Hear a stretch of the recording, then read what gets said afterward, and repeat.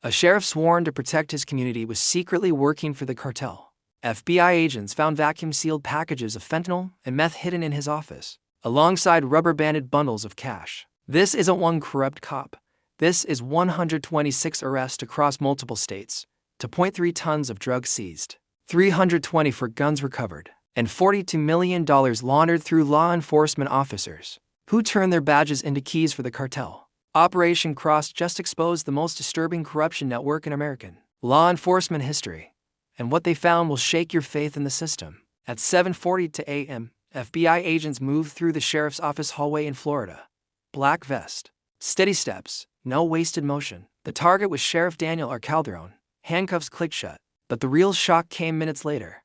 In Calderon's private office, behind framed commendations and locked cabinets, FBI agents found fentanyl dust scattered across his desk, a rolled tube hidden behind a card rack, and vacuum-sealed packages of drugs alongside cash. Over 2 years, the FBI tracked Calderon routing cartel money through back rooms and midnight meetings. Prosecutors confirmed Calderon received between $600,000 and $700,000 in cash, bribes from the cartel. This wasn't just one corrupt sheriff. This was systemic corruption infiltrating American law enforcement. Standing beside Calderon was his wife, Emily Calderon. To neighbors, she seemed ordinary, but financial records told a different story.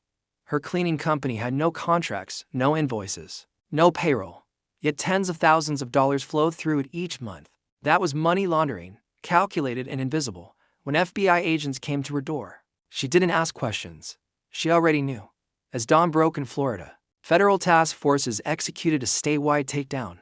At 5:55 a.m. in Ocala, unmarked convoys rolled into position. Steel doors twisted under sledgehammers as FBI agents flooded a casino disguised as an internet cafe. Dealers froze. Money counters halted. In one sweep, federal agents arrested 126 individuals tied to the corruption network. Courtrooms filled. Jails overflowed. Residents watched business owners, officials, and police officers led away in handcuffs. But Florida was only the beginning. The corruption network extended to the U.S.-Mexico border, where the most dangerous operations were unfolding. At the El Paso port of entry, CBP officer Manuel Perez Jr. allegedly allowed vehicles through without inspection repeatedly over months. Trucks carrying undocumented migrants in hidden compartments were waved through like ghosts. In return, Perez received cash bribes. In California, the CBP officers used emoji symbols sent in messages to signal smugglers when the lane was safe. A sun emoji meant go now. A thumbs up meant the lane was clear. What passed through those lanes was horrifying. Over 1,100 pounds of contraband, including methamphetamine and fentanyl. The most chilling border corruption case unfolded at San Isidro, America's busiest border crossing. CBP officer Leonard Darnell George took over for $100,000 in bribes, allowing vehicles packed with drugs and migrants to pass freely. His sentence: 23 years in federal prison. Under Operation Valley Takedown, a Border Patrol agent was accused of smuggling meth while on duty, in full government uniform using his patrol route for the Sinaloa cartel. Federal prosecutors documented over $600,000 in cash bribes, nearly $1 million in seized assets, and a network of illegal casinos funneling money directly into cartel-linked operators. Prosecutors estimate dozens of compromised border crossings allowed hundreds of undocumented migrants and over 1,000 pounds of contraband into the country undetected.